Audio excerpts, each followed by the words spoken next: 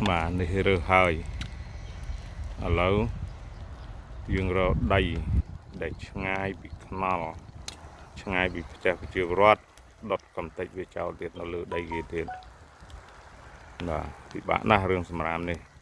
dương rơ hơi chặt co cháu nó lừa đầy ghê cái đầy oi là chẳng rơ hơi chặt co to là rồi lại na chặt co để cua xóm nằng đọt từ dương dầu về mà chặt một cờ rồi hai dương đọt về cháu đọt hai phải về này cả sầm nal về này srom chặt đầy cái rồi rừng tiền và mình men đôi sầm ram sลัก chơi sลัก spray đây này và chỉ thằng chỉ cả sầm nal plastic mà chẳng srom nó chặt đầy cái rồi rừng này rồi sầm ram nó tiệt mưa hơi chẳng màn than này hơi cứ chỉ phal pa pol mũi đỏ lăng bầm phật sầm rapปะ រិฐាន បាទចឹងសូមបងប្អូនទាំងអស់គ្នាពិចារណាឡើងវិញជួយថែរក្សាអនាម័យកែលម្អបរិស្ថានឲ្យបានល្អ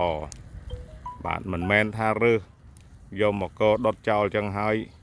វាមានផលល្អទេនៅតែមិនមានផលល្អផេះកាកសំណល់ចុងក្រោយក៏វាមិនអំណោយផលដល់ដំណាំដែរអញ្ចឹងស្រួលមិនស្រួលដូចខ្ញុំនិយាយហើយនិយាយទៀតតែដដែលស្រួលមិនស្រួលម្ចាស់ដីគេខឹងទៀតបាទសូមអរគុណទុកជាមុនបាទចំពោះការសម្អាតបរិស្ថានការថែបរិស្ថានចឹងសូមបងប្អូនទាំងអស់គ្នាជួយឡើងវិញធ្វើយ៉ាងម៉េចកុំឲ្យមានអាកាសសំណល់ផ្លាស្ទិកទាំងអស់នេះរប៉ាត់របាយនៅតាមដងផ្លូវសាធារណៈក៏ដូចជាទីប្រជុំជនឬក៏អង្គភាពនានា